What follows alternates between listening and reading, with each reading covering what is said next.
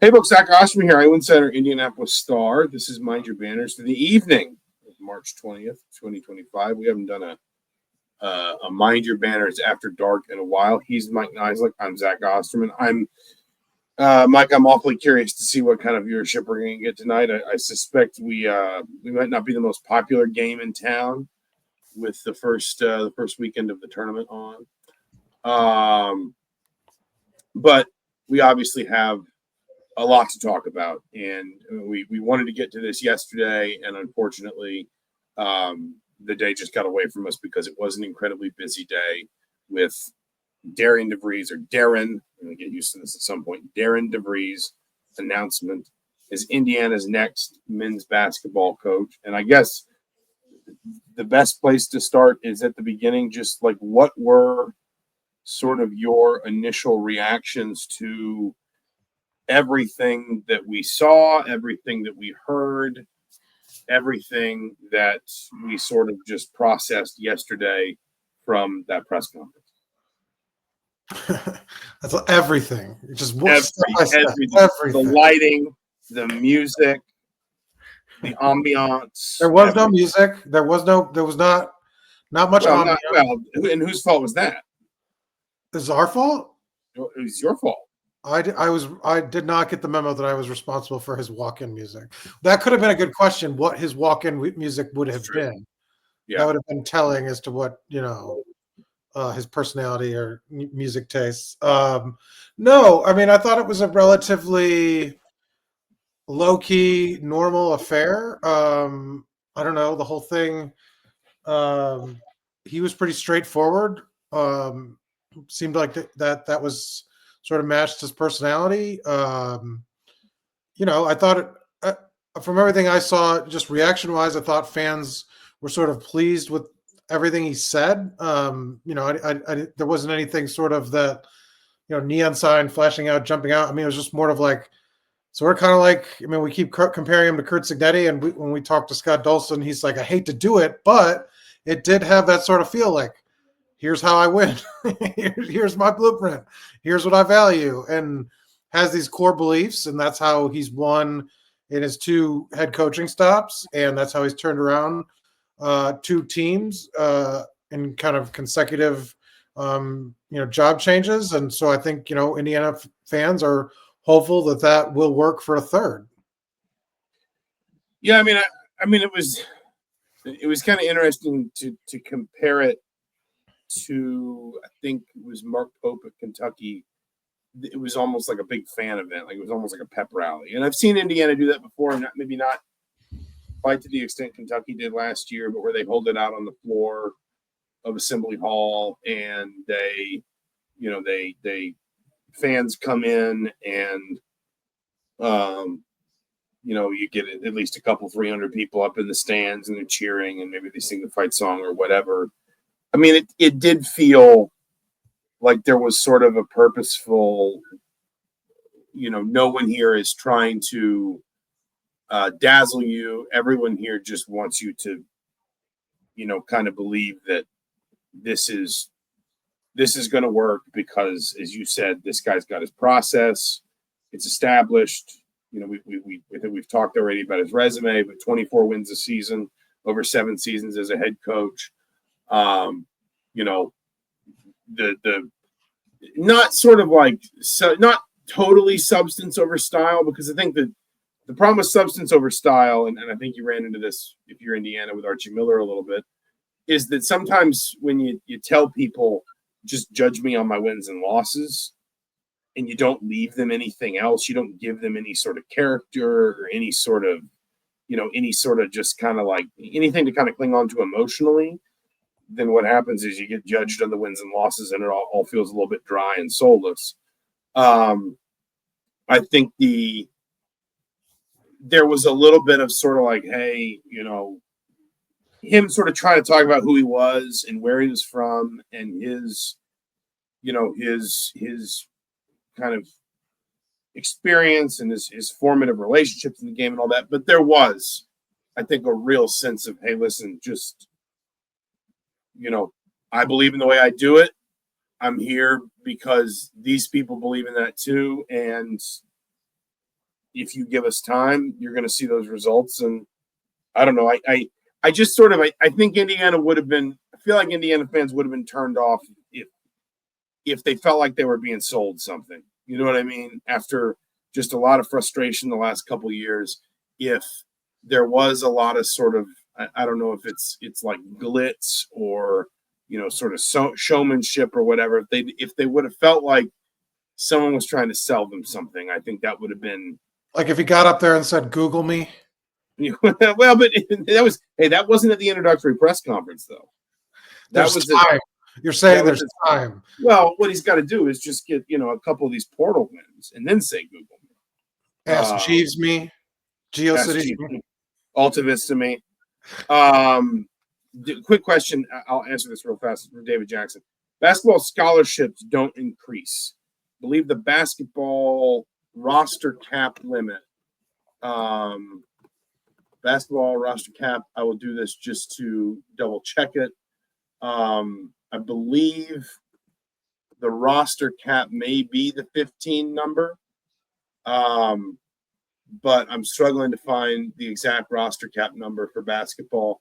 What's important to note is the roster or the basketball scholarships don't automatically increase. What has changed is there is a roster cap, and it's 15, 16, 18. It's somewhere in that range.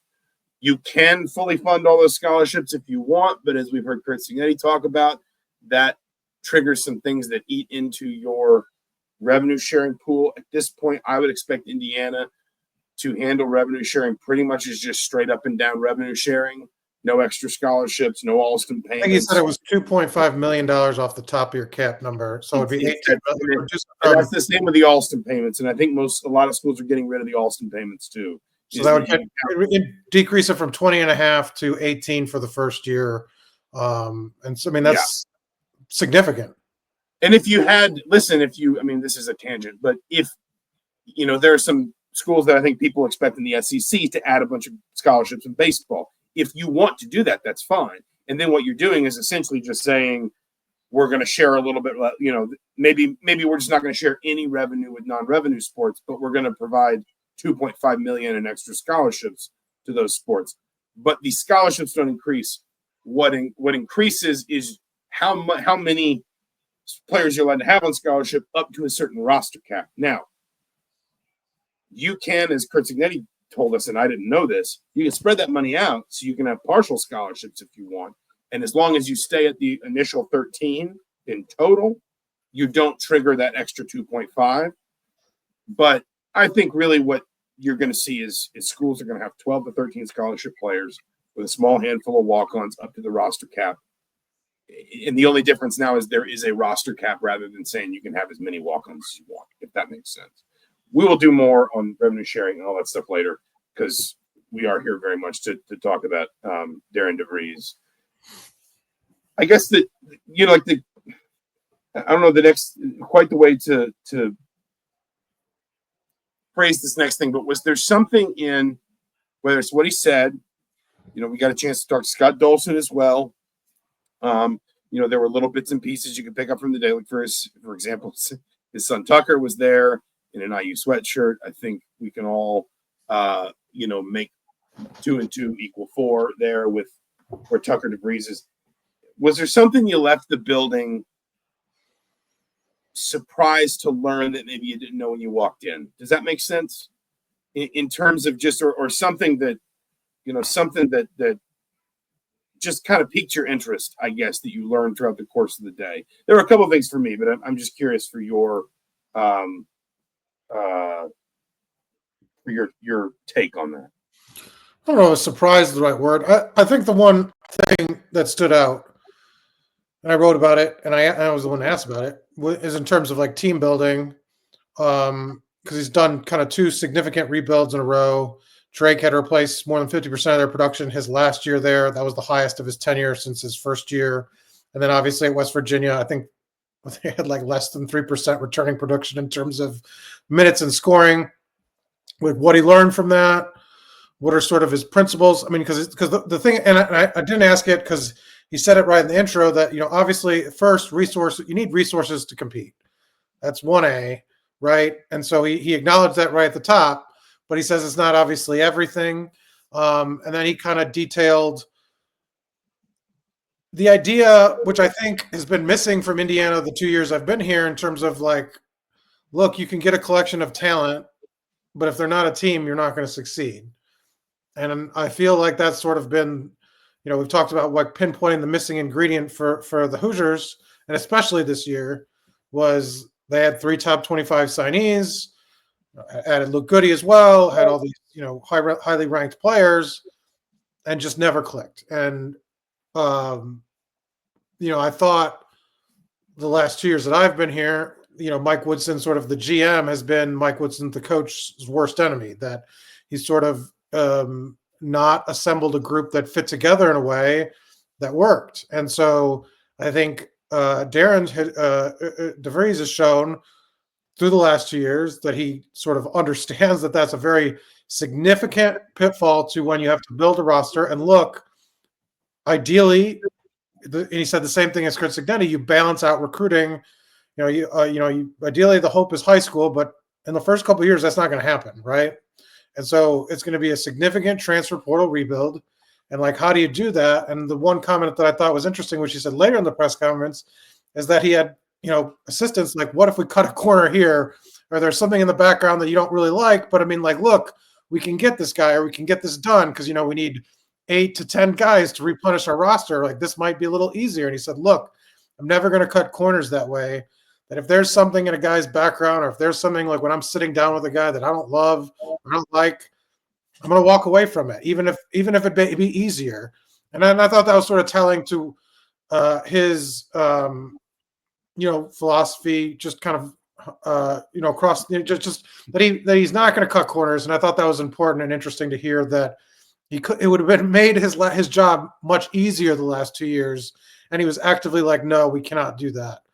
And, maybe that's kind of what makes the difference in this world, in this current like NIL rev share world, that, teams that are just going to be quick to say like, well, this guy's a top player, we'll just grab him, run the risk of it, kind of blowing up in your face.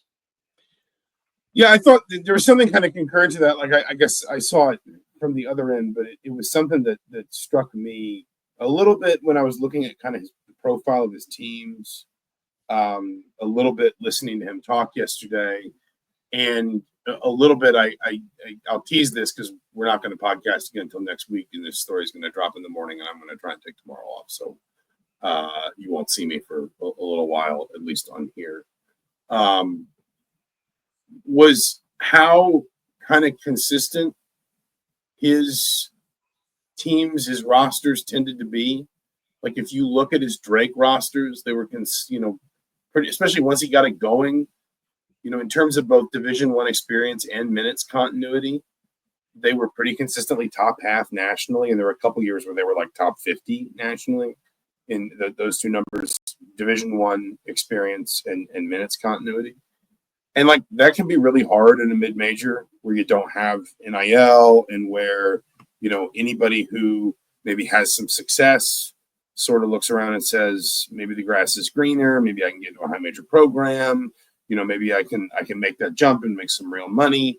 But like, I talked to a number of coaches. The piece I did today that'll be out tomorrow is I talked to a few coaches kind of anonymously who coached against DeVries either in the Valley or the Big 12. And one of the head coaches I talked to that knew him from his time in the Valley said, he jokes, he said something like, basically, it felt like I was facing the same team for like 5 years in a row. That every year I faced them, it was just, old, experienced guys that knew him, guys that he knew. Everybody talked at length about how impressed they were with kind of like the intersection he made between sort of like his scheme and his X's and O's and his talent, and the idea that he wasn't a slave to just, his system, but he wasn't just making it up based around his talent. He was constantly, the old cliche of putting guys in positions to succeed. And the point this coach made was, you only get that with time, and you only get that with trust, because if guys don't stick around, that means they don't trust you. And if they don't if you don't have time with them, then you don't learn what makes you you don't understand like what makes them good, what puts them in those positions, how to develop maybe to get them a little bit better in one area or another. I just thought it was kind of like, because to your point, at the end of the day, we all, around here, we all kind of looked at Mike Woodson's hiring and we said, NBA background, transfer portal, NIL, doesn't a lot of this fit someone who's been in the pro sort of, mold of roster construction. But it got, to your point, it just got too inconsistent, where like just too much of the roster is turning over and you don't feel like there's enough of kind of a thoughtful process toward getting the players you have into the positions that make them successful. So you can see the talent in a guy like Cannon Carlisle, for example, but you constantly watch him sort of, I thought he spent an entire season searching for a role and just not really finding it, and then just kind of wandering around lost in the system, taking bad shots, making mistakes, making questionable decisions. And yes, some of that will always go down on the player too, of course. But it's got to be the coach that, kind of makes all the pieces, keeps all the pieces. Number one, like imagines all of it first and make sure it all makes sense. It has a clear vision for what the team should look like. And that was never, then execute that on the floor. And, what frankly, it seemed like was a real shortcoming for Mike Woodson the last couple of years at Indiana seems like a strength for Darian DeVries, especially obviously his time at Drake. Yeah, absolutely. And, but, I know that's why I thought it was notable. He wasn't criticizing past teams. He was just sort of talking about his. It was, And sorry. No, but I'm saying just like he was just sort of talking about it in those terms. And, when you look at that West Virginia roster, the rebuild he did in terms of where that team was at, I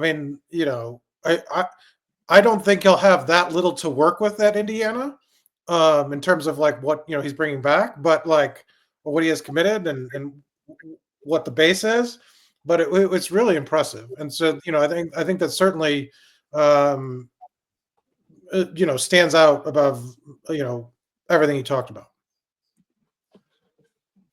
I also just like I don't know. In this, you said something there about it wasn't criticism of the past.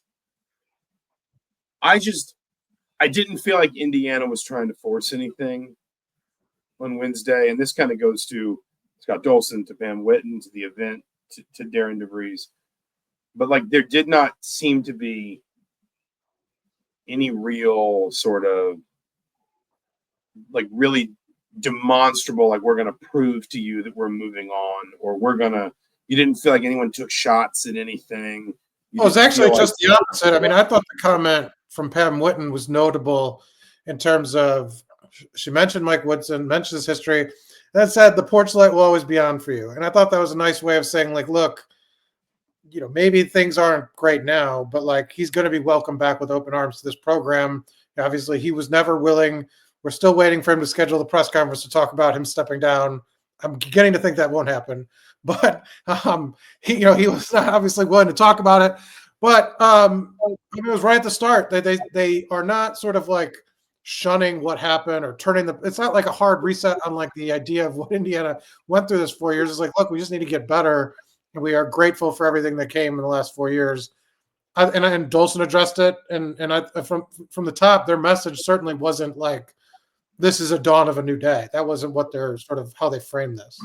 This was kind of like it was again, obviously a different personality, but it was another moment when it felt sort of a lot like the way they handled the Cignetti transition, where there was no sort of desire to point at what had come in the past as an example of what was wrong and sort of say, and this is how we're going to make it right.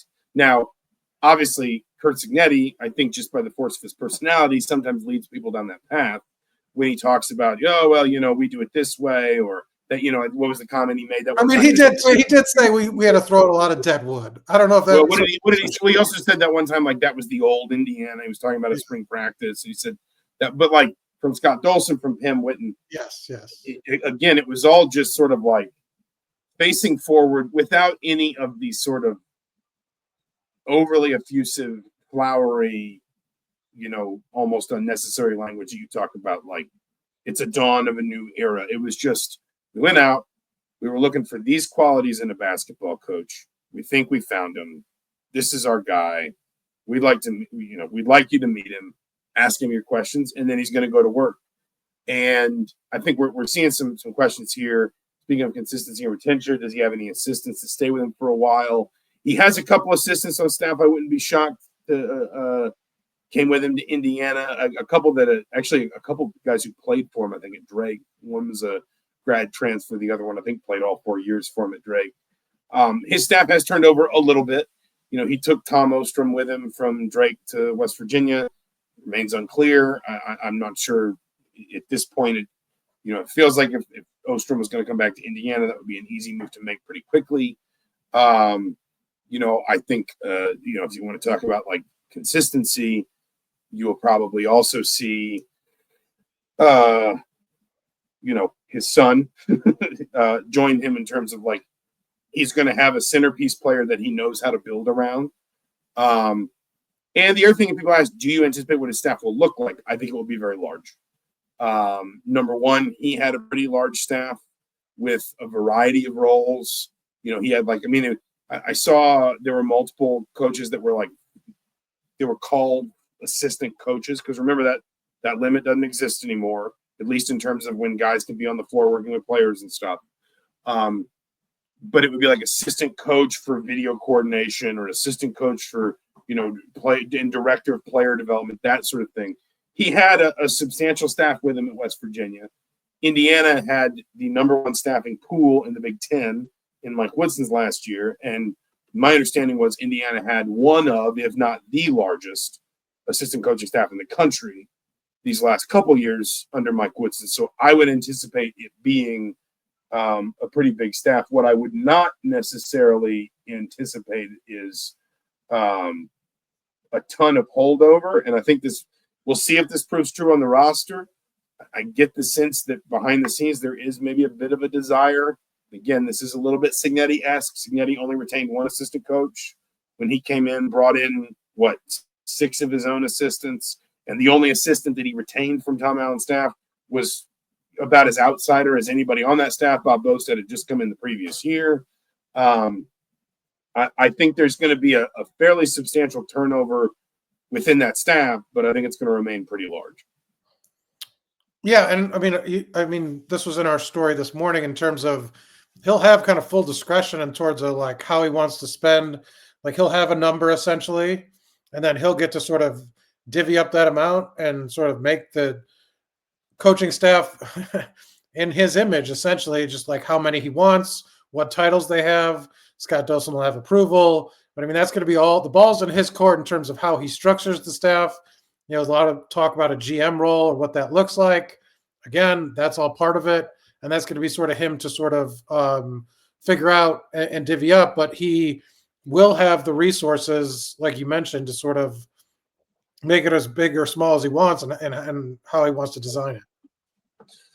And the same's going to be true for his roster. Again, I think we can all put 2 and 2 together on Tucker DeVries. I wouldn't be shocked. There's a couple other players. I think we mentioned this already once, but there's a couple other players from West Virginia. I think Jonathan Powell is already in the portal. He's he played high school ball actually with Gabe Cupps. He was a freshman last year, played in all 32 games, was a starter by about the midpoint by about mid-December and started the rest of the season. Very good shooter for a freshman.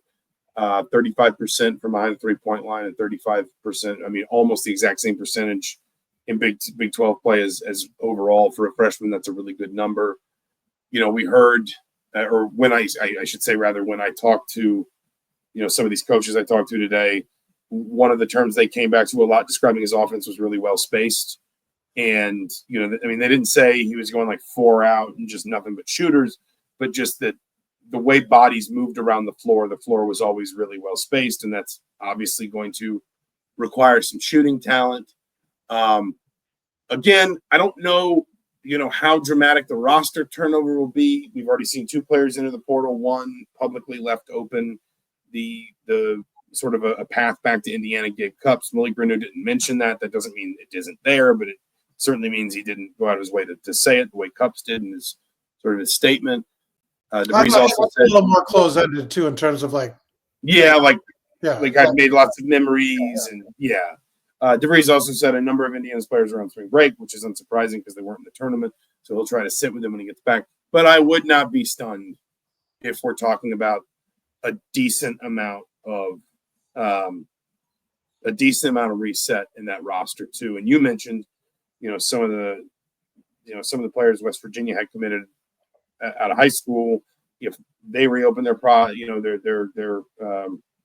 their process, maybe Indiana gets involved there. I know some people have asked about Braylon Mullins. The one question I really don't have answered right now, and this is for anybody in that position, because I know a lot of schools, especially high major schools, have been signing these kids to revenue sharing agreements.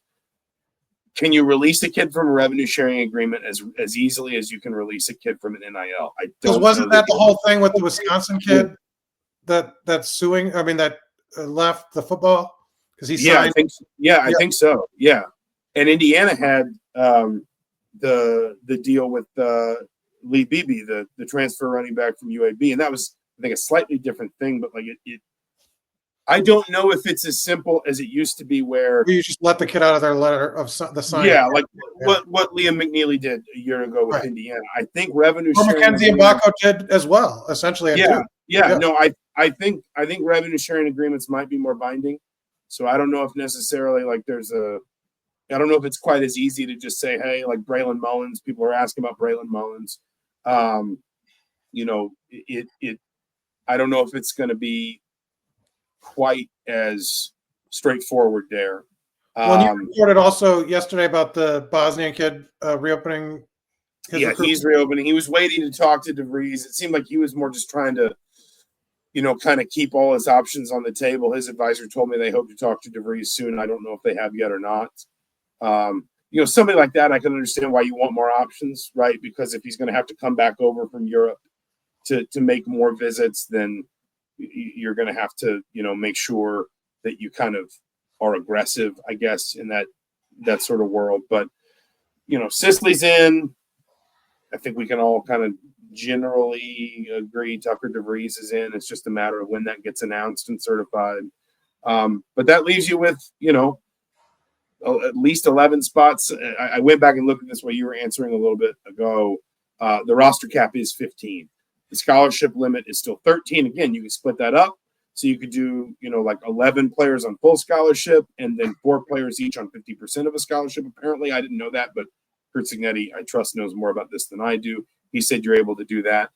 But assuming Indiana doesn't add scholarships in basketball, the limit is still 13. The roster cap now is 15. So if you want to have walk-ons, you're going to have to balance how many scholarship players you have with how many walk-on players you want to have. And maybe that's where, maybe that's where you split those scholarships up a little bit, right? Where maybe you go searching for a slightly higher caliber of walk-on and you say, we'll have 12 scholarship players and then split that 13th scholarship among 3 walk-ons. But maybe it's a slightly better player that can now come to a school like Indiana on at least a partial scholarship, whereas before they would have had to pay their own way. Yeah, that makes sense. The other, I guess the last thing I really wanted to dig into was what we both wrote about, which was, kind of the process basically. And, we got a chance to talk to Scott Dolson, kind of after the fact. And, there's still some things that, he was keeping close to the vest. We don't know, for example, exactly what the terms of DeVries' contract are yet. I think Indiana is still finalizing a revenue sharing number. But, it was interesting to just kind of walk through this process because, it has changed so much. I think Mike Woodson, the process that led to Mike Woodson was a little bit different because it was during COVID, and obviously he was also an assistant on an NBA team, so that was different. But I think about when Indiana hired Archie Miller, and if I'm remembering the timeline correctly, Archie's Dayton team lost to Wichita State on Indiana fired Tom Crean on March 16th. Archie's Dayton team lost to Indiana on March 17th. That same year, I want to say Sean Miller, I want to say Arizona got to the second weekend somewhere, and 2017 they went to the Sweet 16, and Archie was in the Sweet 16. They actually, funnily enough, they lost to Xavier, where Sean Miller now coaches. The whole family went out to San Jose for the Sweet 16, and while they were out there, Archie apparently was like, "Hey, if you guys got a minute, I want to bounce this off you because I think I got a shot at this Indiana job."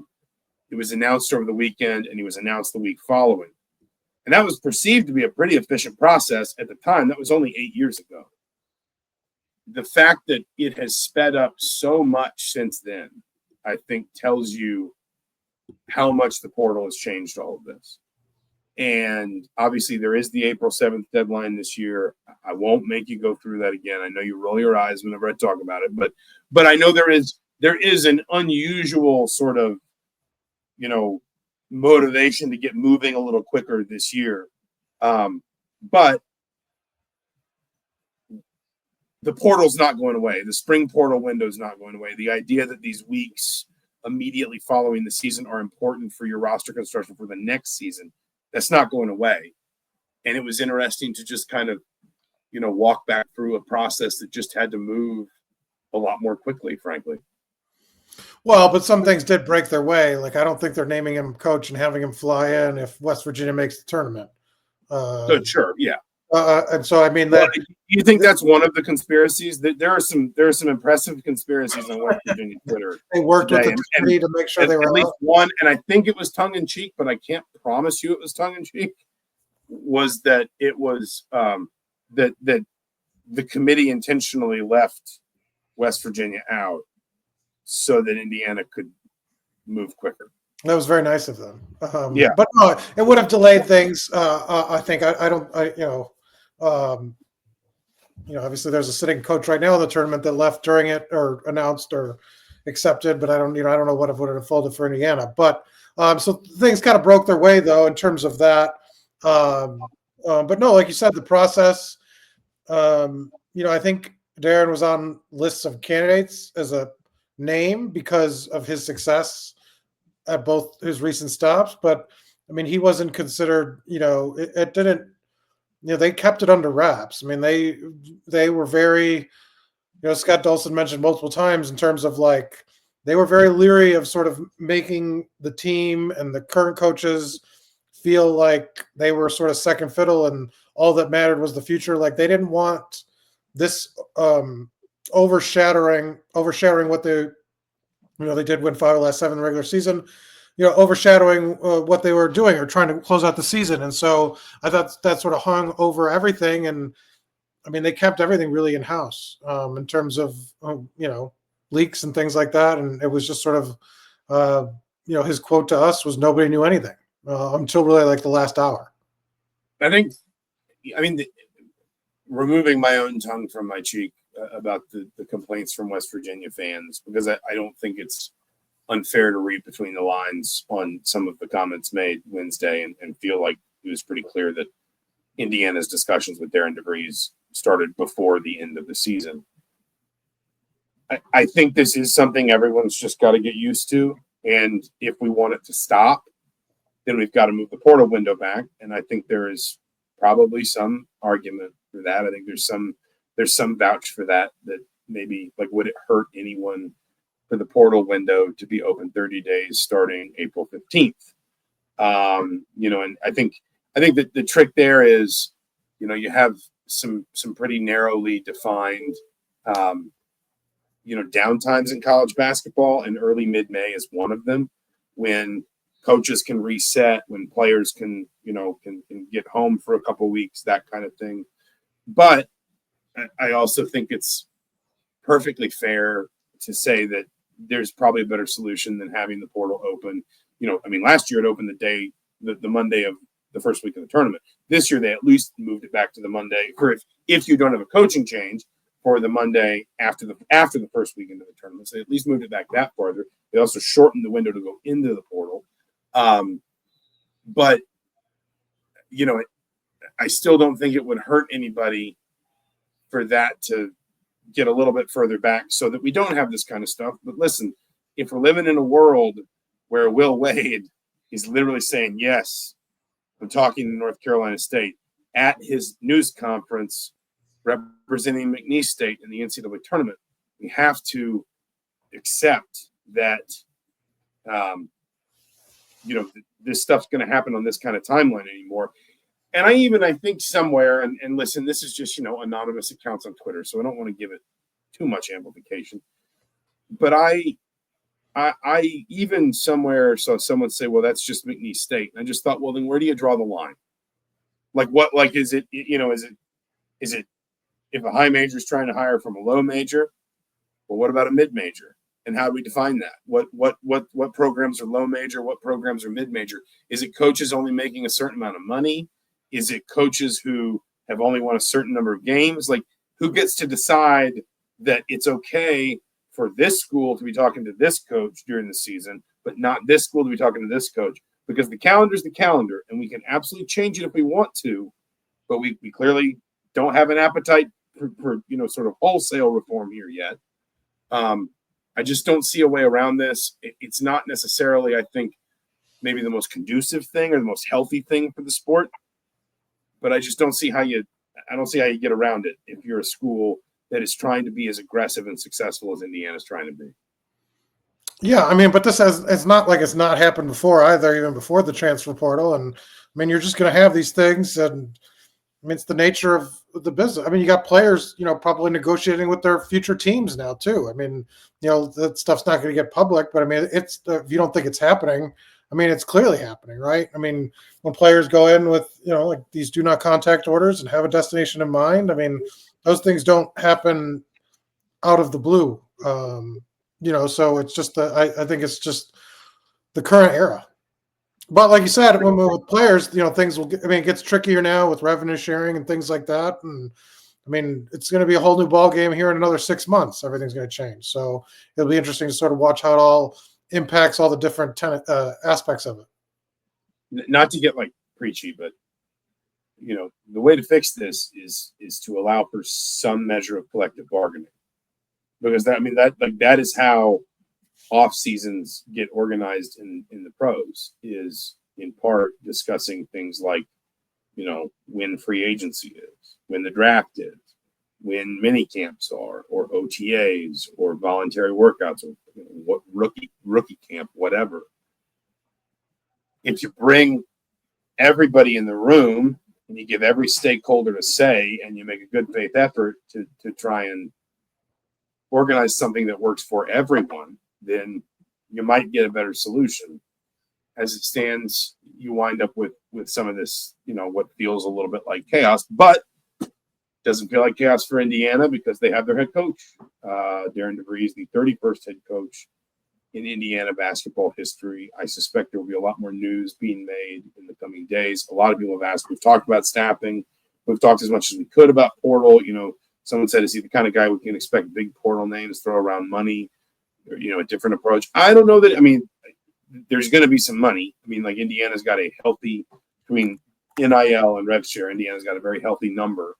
I don't think, I think to your point earlier, we're also talking about a coach who maybe is at times going to emphasize taking a player that isn't necessarily, the top of the list at his or her, his position in terms of, maybe the portal or high school or whatever, but there's something that DeVries sees in that player that really fits what he's trying to do. But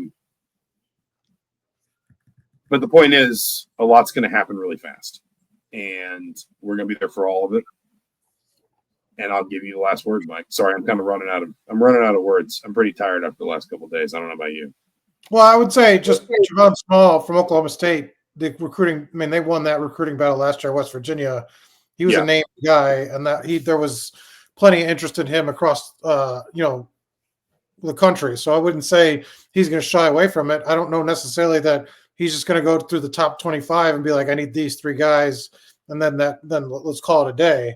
I think it'll probably be a little different than that. But he showed at West Virginia he was capable of winning a recruiting battle for one of a top level guy, and did target him and made him kind of a centerpiece of the class along with his son. And, to be honest, it might be different if his son wasn't sort of coming with them. Obviously, he might have to enter some higher battles. I mean, because his son would be one of those names that people would be throwing a lot of money at him if he was in the portal and didn't have his dad. Well, I mean, there's a knock-on effect too, which is, taking Tucker DeVries is probably going to rule you out of some other recruiting battles. Right. Some, other players looking for a certain amount of shots or, possessions and whatever. Might say, well, no, not just because he's a coach's kid, but they're going to look at him like, well, he averages 17.5 points per game. Like, he's their star. He's their stud. I'm not going to get as much. But to your point, he was able to get Small as well as his son at West Virginia. And, I mean, again, I don't think it's unreasonable to contend that if Tucker DeVries had been healthy for all of last season, we'd maybe be talking about 22, 23 wins in DeVries' first year at West Virginia, not 19. So, we'll leave it there for now. He's Mike Niziolek. I'm Zach Osterman. The mystery candidate, I'm confident, was not Doug Gottlieb. That would have been it would have been better left a mystery if that had been the case. For the Bloomington Herald-Times, for the Indianapolis Star, I'm Zach Osterman. Thank you so much for listening. This has been Mind Your Banners from March 20th, 2025. We'll be back next week. Until then, take it easy.